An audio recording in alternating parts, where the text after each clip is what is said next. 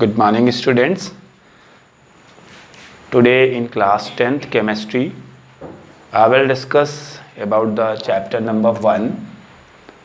This is chemical reaction and equation. As you have seen so many types of examples in your daily life, like melting of ice, boiling of water, ripening of fruits, burning of coke. Some are physical change and some are chemical change. First of all, you must know about the physical change and chemical change. Suppose you have taken anything, any substance, in that you observe there is some change but no new substance are formed. आपने कोई change देखा, कोई नई चीज़ नहीं बनी, उसकी सिर्फ physical properties में डिफरेंस आ गया. सर आइस है, अगर आइस की बात करें, आइस का फार्मूला आप H2O लिखेंगे और ये सॉलिड फॉर्म में एग्जिस्ट करती है. और अगर हम इसको रेफ्रिजरेटर के बाहर निकालते हैं, so what you will observe, it will convert into water. और वाटर का भी आप फार्मूला H2O ही लिखते हैं, but it is in the liquid form. Ice to water, this is a physical change because only the property which is related to its physical state is changed. Ice is solid here, water is liquid. There is no change in the composition. That's mean no new substance are formed. So here H2O and you are seeing here also H2O. This is a physical change. But in some cases you will observe when substance are treated or taken, it will convert and form new substance. अगर हम कोई substance लेते हैं या कोई दो substance को आपस में मिलाते हैं और बाद में कोई नई चीज़ें बन जाती हैं, उनकी प्रॉपर्टीज़ में भी डिफरेंस होता है और सब्सटेंस में भी डिफरेंस होता है, तो वो केमिकल चेंज बोला जाता है. सपोज़ कीजिए हमने कार्बन लिया, it is a black in colour, Coke, it burn in oxygen, it is a colourless gas. अगर हम स्टेट्स की बात करें तो ये सॉलिड है और ये गैस है. जब हम इसको बर्न कराते हैं तो न्यू सब्सटेंस बनते हैं. न्यू सब्सटेंस जो बनेगा वो CO2, carbon dioxide, and it is a gas. इसकी प्रॉपर्टी और इनकी तीनों की प्रॉपर्टीज़ में बहुत डिफरेंस है. जब न्यू सब्सटेंस बनते हैं और जो रिवर्स नहीं हो सकता कि अब हम इस कार्बन डाइऑक्साइड से कार्बन नहीं बना सकते, ना ही ऑक्सीजन बना सकते. आप यहाँ पे क्या देख रहे हैं, आइस से वाटर बनाया है और अगर आप चाहें तो वाटर से फिर से आइस बना सकते हैं. इसको रेफ्रिजरेटर में फिर से रख देंगे, रिएक्शंस बैक साइड में हो जाएगी, इधर से इधर को चले जाएंगे, रिवर्स हो जाएगी. तो ये फिज़िकल चेंज है which can be reverse, and this is a chemical change in which not reverse or irreversible. Only the products formed which have the different property with reactants carbon and oxygen. So chemical reaction क्या चीज़ है, chemical equation क्या चीज़ है. कोई नया substance हम ले करके और उसको आपस में, चाहे वो सिंगल सब्सटेंस लें या एक से ज़्यादा भी ले सकते हैं, 2, 3, 4, और कोई चीज़ बने जिसे हम प्रोडक्ट का नेम देंगे, वो डिफरेंट फिज़िकल और केमिकल प्रॉपर्टीज़ होनी चाहिए. जब हम इस फिनोमेना को, इस प्रोसेस को जो हम समझा रहे हैं कि कोई सब्सटेंस लिया हमने और उसकी रिएक्शन आपस में कराई, मिलाया, बंद कराया और उसके बाद प्रोडक्ट बना, तो इस पूरे अरेंजमेंट को हम जब रिप्रेजेंट करते हैं उसको हम केमिकल इक्वेशन या केमिकल रिएक्शन बोलते हैं। इसमें दो पार्ट होते हैं, एक तो आपका रिएक्टेंट साइड और दूसरा product side. What is reactant? Okay students, so student, reactant और प्रोडक्ट को समझाने के पहले हम आपको केमिकल इक्वेशन या केमिकल रिएक्शन की डेफिनेशन बताते हैं। What is chemical equation? Representation of any chemical change in which new substances are formed with different physical and chemical properties is called chemical equation. And in the chemical equation there will be two parts. One is reactant side or reactants you can say, and another is product. Suppose you have taken magnesium and burn in oxygen. These are the substances which you have taken originally. When they combine and burn, they form magnesium oxide, MgO. The representation in the form of equation can be expressed this side before the arrow. These are the reactants. There are two types of reactant in this reaction. One is magnesium, another is oxygen. And this side, this is product. Product should be written after the arrow. In this equation you are seeing only one product. Product are the substance which are formed after the chemical change. Chemical change के बाद जो चीज़ बनेगी, that will be called product. And in this equation there are two reactants and one product. सारी reaction में ज़रूरी नहीं है कि एक ही प्रोडक्ट बने, किसी में दो प्रोडक्ट बन सकते हैं, तीन प्रोडक्ट बन सकते हैं, किसी में एक प्रोडक्ट बनेगा। सपोज कीजिए हम अनदर एग्जांपल लेते हैं, this is CaCO3, calcium carbonate, limestone you can say, when you heat it, this is the symbol of heat triangle, you can write heat also और you can draw this symbol. So this calcium carbonate decompose, break. This is reactant for the reaction and the product form CaO and CO2. आप क्या देख रहे हैं? पहली reaction में दो reactant थे, एक प्रोडक्ट बन रहा था। दूसरी रिएक्शन में एक रिएक्टेंट है और दो प्रोडक्ट बन रहे हैं। तो रिएक्टेंट वो सब्सटेंस है जिसको हम स्टार्टिंग मटेरियल के फॉर्म में यूज़ करते हैं।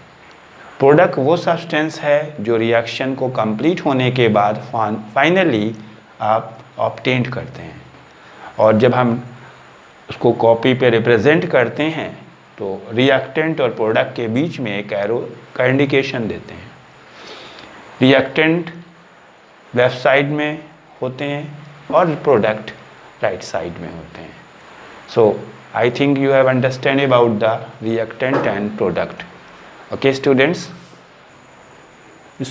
you have to note down in your copy what you have to write in your copy. First is the definition of chemical equation.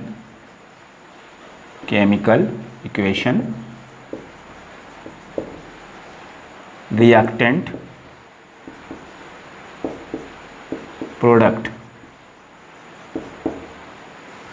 By using examples, these are the examples. You have to write example, then you have to mention this is reactant and this is the product. I am writing some more example how to write the chemical reaction or chemical equation. हम जब कोई process करते हैं, chemical change करते हैं, कुछ substance लेते हैं तो उसको बोलते हैं वर्ड्स में। सपोज़ कोई आपसे बोलता है कि कैल्शियम कार्बोनेट ले लीजिए और उसमें एसिड मिला दीजिए, ये वर्ड में सेंटेंस बोल रहा है वो। कैल्शियम कार्बोनेट ले लीजिए, take calcium carbonate and add hydrochloric acid. Or you can say write the chemical equation for the reaction when magnesium ribbon is bound in oxygen. This is a sentence. You have to write the equation in the form of the word and then in the form of the symbols. There are two ways to write the chemical equation. One is called word equation, another is called symbolic equation. Suppose calcium carbonate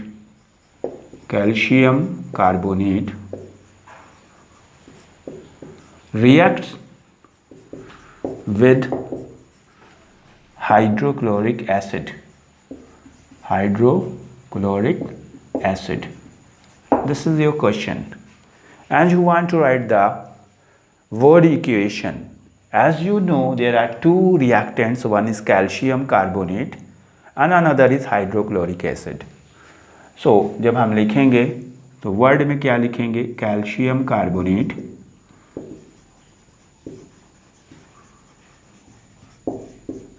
plus जितने भी reactant हैं 1 2 3 सब के बीच में plus लगाना compulsory है, hydrochloric acid.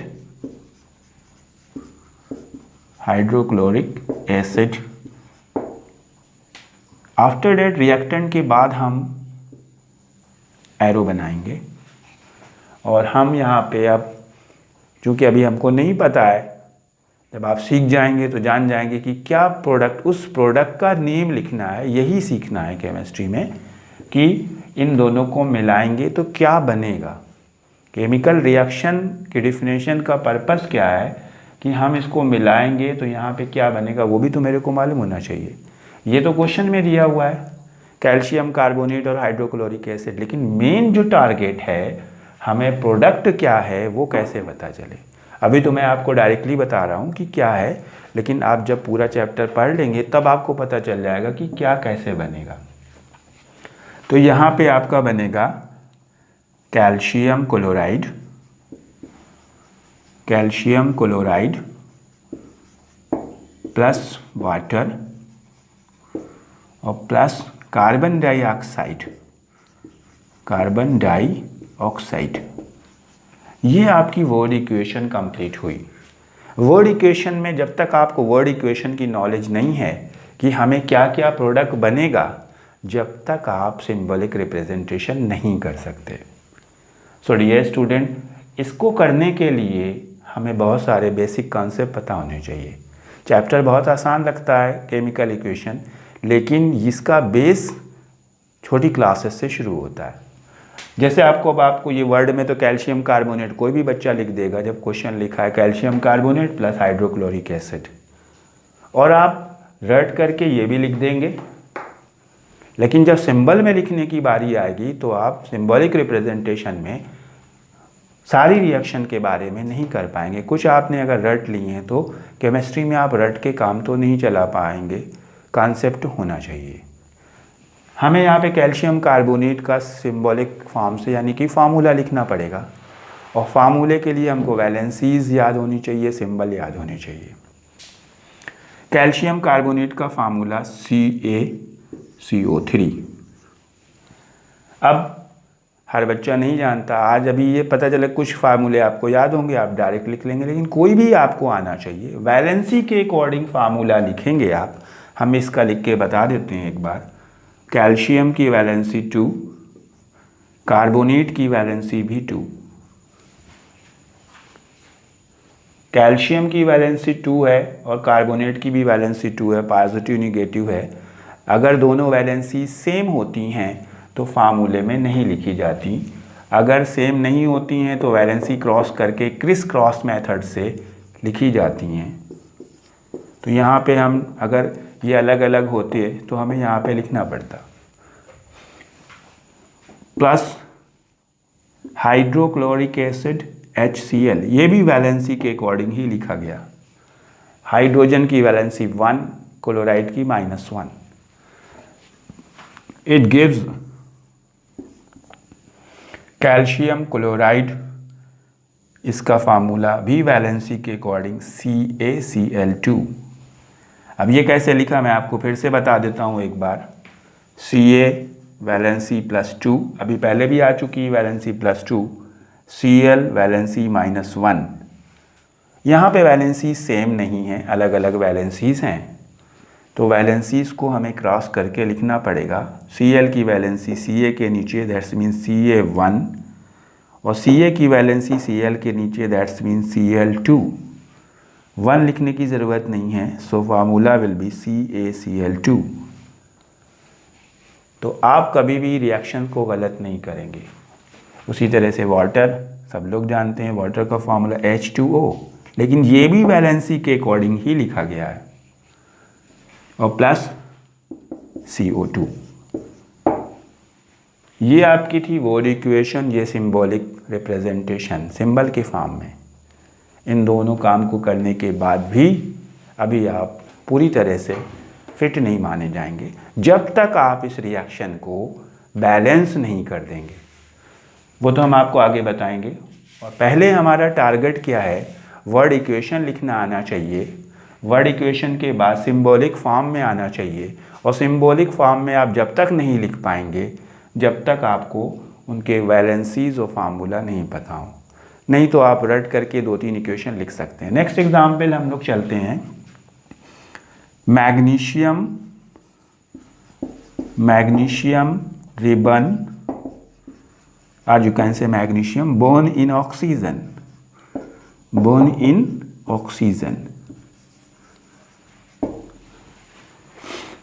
Magnesium, तो word equation लिखेंगे मैग्नीशियम, रिबन लिखने की ज़रूरत नहीं है, plus oxygen, these are 2 reactants, it gives magnesium oxide. Magnesium oxide, ये कैसे आप जान रहे हैं, ये आप कैसे जान रहे हैं? ये कैल्शियम क्लोराइड बना, वाटर बना, CO2 बना, या इसमें मैग्नीशियम ऑक्साइड हमने आपको बता दिया तो आपने लिख दिया। कैसे जानेंगे, आप कैसे लिखेंगे? So keep in your mind, एक एक चीज़ को बताएंगे आपको। This is hydrochloric acid. When hydrochloric acid react with any substance, किसी से भी करें, यहाँ से कोई मतलब नहीं है। यहाँ पे क्या है, hydrochloric acid react with any substance, ऐसा सब्सटेंस जिसमें मेटल हो, तो वो क्लोराइड सॉल्ट बनाएगा। कौन सा सॉल्ट बनाएगा? क्लोराइड। यहाँ पे जो सॉल्ट बनेगा उसमें क्लोराइड का आना कंपल्सरी है। उसी तरह से when oxygen react with any substance it will form oxide. अब यहाँ पे मेटल है, मैग्नीशियम था तो मैग्नीशियम ऑक्साइड। आप क्या मिस्टेक करते हैं? सबसे जो हमारे वीक स्टूडेंट होते हैं उनको नहीं आता है लिखना, वो उनके लिए ज़्यादा इम्पॉर्टेंट है। जैसे लिखा reaction magnesium react with oxygen, वो प्रोडक्ट पूछता है तो मैग्नीशियम ऑक्सीजन ही लिख देते हैं, गलत हो जाएगा। बाद वाले में हमेशा 3 लेटर आ सकते हैं, या तो IDE आएगा, या ITE आएगा, या ATE ऑक्साइड, आइट और एट। जैसे यहाँ पे क्लोराइड IDE आया है, यहाँ पे भी IDE आया है, बहुत से केसेस में ATE आएगा, सल्फेट, कार्बोनेट। तो हमेशा ये ध्यान रखना है कि हम जो फार्मूला या नेम लिख रहे हैं उसमें बाद में हम क्या लिखने जा रहे हैं। अब ये तो हमने मैग्नीशियम प्लस ऑक्सीजन, इसमें 2 रिएक्टेंट हैं और एक प्रोडक्ट है मैग्नीशियम ऑक्साइड। जब हम इसको वर्ड इक्वेशन में लिख लेंगे, सिंबल में करेंगे, ये कुछ इजी है। Magnesium Mg, it is a metal always in the form of mono atomic, हमेशा सिंगल एटम ही यूज़ किया जाएगा। बैलेंस करने के लिए कुछ लें वो अलग, कभी मैग्नीशियम कभी अकेला लिखेंगे, नीचे 2, 3, 4 नहीं आएगा। प्लस ऑक्सीजन O, जैसे हमने बोला मैग्नीशियम के नीचे कभी 2, 3, 4 नहीं आएगा, उसी तरह से ऑक्सीजन के नीचे हमेशा 2 आएगा, कभी खाली O नहीं लिखा जाएगा। ये चीज़ें याद रखनी है। अब जब बनाएंगे तो मैग्नीशियम की वैलेंसी 2, जैसे हमने यहाँ पे अभी किया था, मैग्नीशियम की वैलेंसी 2, ऑक्सीजन की वैलेंसी भी 2, -2। और मैंने क्या बताया फार्मूले में बनाने में, अगर दोनों वैलेंसी सेम है तो नीचे नहीं लिखी जाएंगी। तो मैग्नीशियम ऑक्साइड का फार्मूला बनेगा MgO। This is your product. So student, I have given 2 examples how to write the word equation and how to write the symbolic representation. Watch this video and be ready for the queries. I will send you the question also, and in the doubt classes we will discuss about your doubts. Next day I will explain the balancing of the equation and characteristic of the chemical equation. Thank you. Have a nice day.